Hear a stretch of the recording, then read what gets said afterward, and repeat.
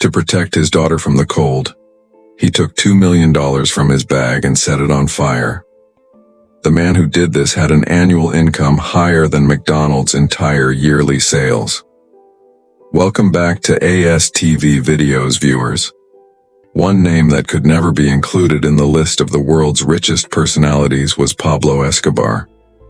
Viewers, in the 1980s and 1990s, there was a king who dominated the world of cocaine trafficking. Pablo Escobar's drug smuggling network made him insanely rich. Of course, countless lives were destroyed because of this, and his wealth was earned through illegal means. But despite everything, Pablo Escobar was earning $30 billion a year. After the Sultan of Brunei, he was the second richest person in the world at that time.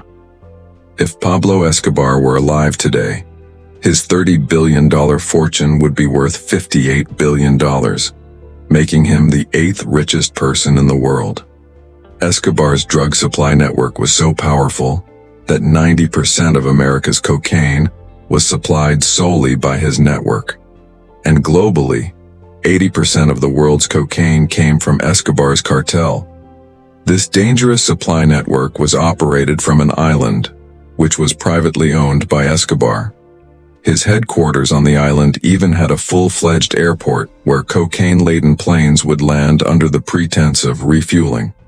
During refueling, some of the drugs would be transferred to smaller planes which would then head straight to America. This wasn't a monthly or weekly operation.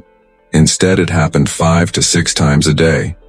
Every day, 15,000 kilograms of cocaine was smuggled into the U.S., amounting to 540,000 kilograms per year.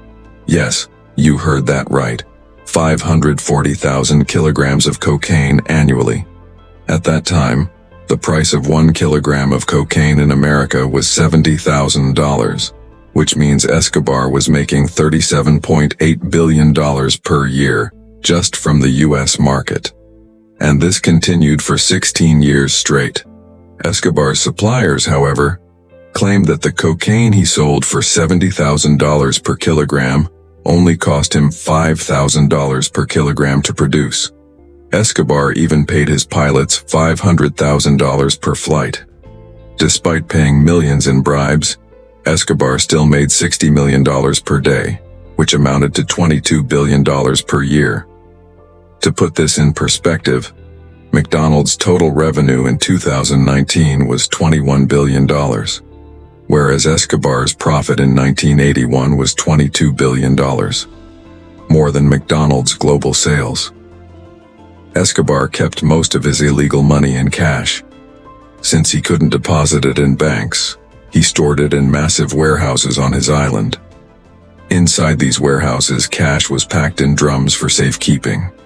Every day, Escobar's cartel used $1,000 worth of rubber bands just to bundle the cash. That's $30,000 per month and $365,000 per year, roughly equal to U.S. President Donald Trump's annual salary at the time. Escobar couldn't count his money manually, so instead, he weighed the cash to calculate its value.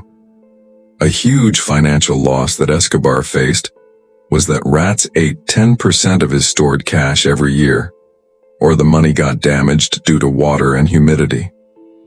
Escobar's cash piles were so massive that he didn't even bother recovering the lost money. One of Pablo Escobar's most extreme decisions was when he hid in the mountains of Medellin with his family to escape the police.